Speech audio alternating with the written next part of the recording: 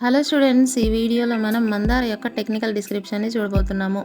అయితే మందార మాల్వేసి ఫ్యామిలీకి చెందిన మొక్క. దీని సైంటిఫిక్ నేము హైబిస్కస్ రోజా సైనెన్సిస్.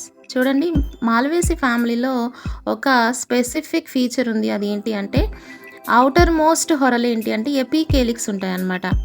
ఓకే, కేలిక్స్ కన్నా బయట వైపు హొరల్ని ఎపీకేలిక్స్ అంటాము.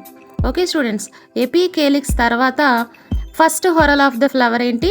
కేలిక్స్. కేలిక్స్ ఎంటైర్ హొరల్ని కేలిక్స్ అంటాము. ఇండివిజువల్ని ఏమంటాము? సెపల్ అంటాము. చూడండి, ఇక్కడ సెపల్స్ని వేరు చేసి చూపిస్తున్నాను. 5 సెపల్స్ ఉన్నాయి. Outer most whorl of the flower is nothing but sepals. Sepals ఎందుకు యూజ్ అవుతాయి అంటే బడ్ కండిషన్లో ప్రొటెక్ట్ చేయడానికి. తర్వాత హొరల్ చూడండి, పెటల్స్. ఈ పెటల్స్ చూడండి, ఒకదానికి ఒకటి ఒక అంచు లోపలికి ఒక అంచు బయటికి ఉంది కదా, దీన్ని మనం ఏమంటాము అంటే ట్విస్టెడ్ ఈస్టివేషన్ అంటాము. సెపల్స్ అన్నీ కలిసి ఉన్నాయి, దాన్ని గ్యామోసెపాలస్ కండిషన్ అంటాము. పెటల్స్ అన్నీ ట్విస్టెడ్ ఈస్టివేషన్లో ఉన్నాయి. చూడండి, 5 పెటల్స్ని కూడా వేరు చేస్తున్నాను. సో 5 పెటల్స్ ఉన్నాయి. ఓవరాల్గా కొరల్లా అంటాము, ఇండివిజువల్ని పెటల్ అని అంటాము. ఓకేనా? తర్వాత థర్డ్ హొరల్లో చూడండి, ఆండ్రీషియం ఉంది. ఇక్కడ ఆండ్రీషియంకి ఒక స్పెసిఫిక్ ఫీచర్ ఉంది. అదేంటి అంటే స్టేమెన్స్ యొక్క ఫిలమెంట్స్ అన్నీ కూడా ఫ్యూజ్ అయిపోయి ఇక్కడ మనకి స్టామినల్ ట్యూబ్ కనబడుతుంది. ఈ స్టామినల్ ట్యూబ్ అనేది స్టైల్ని కవర్ చేస్తూ ఉంటుంది. సో నేను స్టామినల్ ట్యూబ్ని ఓపెన్ చేస్తున్నాను. చూడండి, లోపల మనకి స్టైల్ కనబడుతుంది.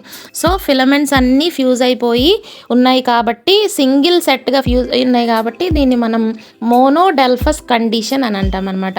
చూడండి, లోపల వైపు ఈ స్టామినల్ ట్యూబ్ని వేరు చేస్తున్నాను. 2 భాగాలుగా కట్ చేశాను కదా, అటొక స్టామినల్ ట్యూబ్ ఇటొక స్టామినల్ ట్యూబ్ ఒకటే, దాన్ని కట్ చేసాము. మిడిల్లో ఏముంది? స్టైల్ ఉంది.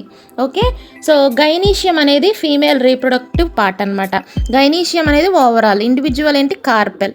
చూడండి, మిడిల్లో ఉంది కదా, అది కార్పెల్కి సంబంధించిన style and stigma and ovary. కార్పెల్లో పార్ట్స్ ఏంటి?